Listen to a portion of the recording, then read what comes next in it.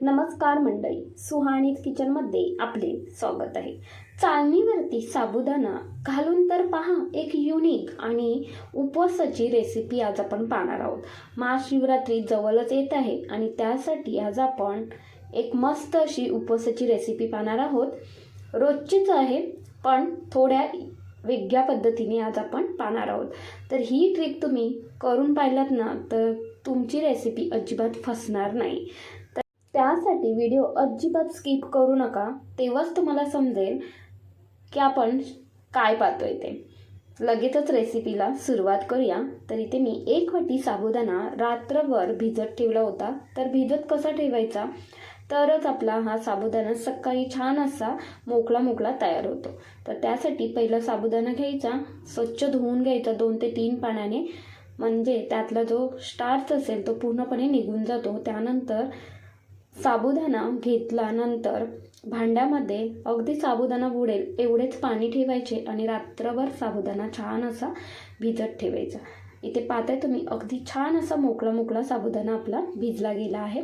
आता आपला हा साबुदाणा एका चाळणीवरती मी घालून घेते. तर हीच ट्रिक आहे आणि याच ट्रिकने तुम्ही ही रेसिपी बनवलात ना तर मस्त रेसिपी तयार होते. आणि आपण ही रेसिपी आठवड्यातून 1 ते 2 वेळा बनवतो. तसेच उपवास असेल त्या दिवशी ही रेसिपी बनवलीच जाते सर्वांच्या घरी. आणि ही छान अशी मोकळी सुटसुटीत, अजिबात चिवट न होण्यासाठी ही ट्रिक नक्कीच तुम्ही करून पहा. गॅसवरती पाणीसुद्धा छान असे गरम करायला ठेवले कढईमध्ये. चाळण ठेवून घ्यायची, झाकण ठेवायचे आणि साबुदाणा फक्त आपल्याला 2 ते 3 मिनिटवर फक्त वाफवून घ्यायचा आहे. यापेक्षा जास्त वाफवायचा नाही. 2 ते 3 मिनिटानंतर मस्त असा साबुदाणा वाफला गेला आहे. चाळण काढून घेतली आणि थंड करून घ्यायचा साबुदाणा. तर इथे मी फोर्सने हा मोकळा करून घेते अशा पद्धतीने. आत्ता थोडंसं चिकट वाटत असेल ना तरीसुद्धा हा साबुदाणा अजिबात नंतर चिकट होत नाही, एवढे मी 100% सांगते.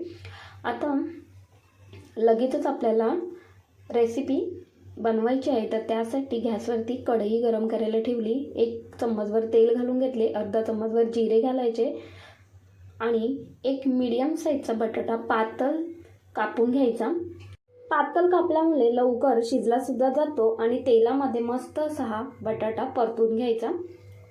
तर या रेसिपीमध्ये बटाटा घातलात की ही रेसिपी चवीला जबरदस्त होते. तर व्यवस्थित बटाटा परतून घेतला तर थोडासा रंग बदलला बटाट्याचा. आणि या पद्धतीने तुम्ही नक्कीच ही रेसिपी बनवून पहा, खरंच जबरदस्त होते.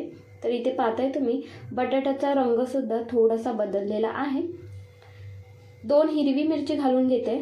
तर हिरवी मिरची घालताना थोडीशी तिखटवाली घालायची, म्हणजे छान अशी टेस्ट उतरते. व्यवस्थित परतून घ्यायचं आणि इथे बटाटा मस्त असा शिजला गेला आहे.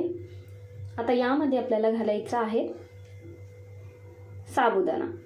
तर आता तुम्हाला समजलंच असेल, आज आपण पाहतोय उपवासाचं साबुदाणा खिचडी. तर सर्व साबुदाणा घालून घेतल्यानंतर भाजलेला शेंगदाण्याचा कूट घालायचा पाववाटीभर, 1 चम्मचभर साखर, चवीनुसार मीठ घालायचे. साखर जरूर घालायची, त्याने टेस्ट खूप मस्त येते खिचडीला. तर इथे तुम्ही पाहताय, आत्ता थोडीशी खिचडी तुम्हाला चिकट वाटत असेल पण नंतर ती मस्त अशी मोकळी तयार होते. आणि एक म्हणजे ही अजिबात चिकट होत नाही, वातड होत नाही, चिवट होत नाही, मस्त अशी मोकळी आणि मऊसूत होते. तर इथे पाहताय तुम्ही, छान अशी मोकळी झाली आहे. आता यावरती 2 मिनिटासाठी झाकण ठेवूया, म्हणजे साखर आणि मीठ यामध्ये छान असे एकजीव होईल. आणि जास्त काही आपल्याला हे परतत बसायची गरज लागत नाही, कारण आपण अगोदर साबुदाणा वाफवून घेतला आहे. त्यामुळे 2 मिनिटामध्ये आपली ही खिचडी मस्त अशी तयार होते. तर इथे पाहताय तुम्ही, मस्त अशी मोकळी खिचडी आपली तयार झालेली आहे. एका प्लेटमध्ये सर्व करून घेतली आणि चवीला जबरदस्त लागते बरं का. अजिबात ही वातड झालेली नाही आहे, छान अशी मोकळी आणि मऊसूत झालेली आहे. तर तुम्हाला जर उपवासाला अशा पद्धतीने खिचडी बनवायची असेल तर नक्कीच बनवा. आणि टिफिनला सुद्धा बनवून द्या. दिवसभर मस्त अशी मोकळी आणि सुटसुटीत तसेच मऊसूत राहते. अजिबात ती चिकट होत नाही, वातड होत नाही आणि खरंच जबरदस्त ही नवीन पद्धतीची खिचडी आपली तयार झालेली आहे.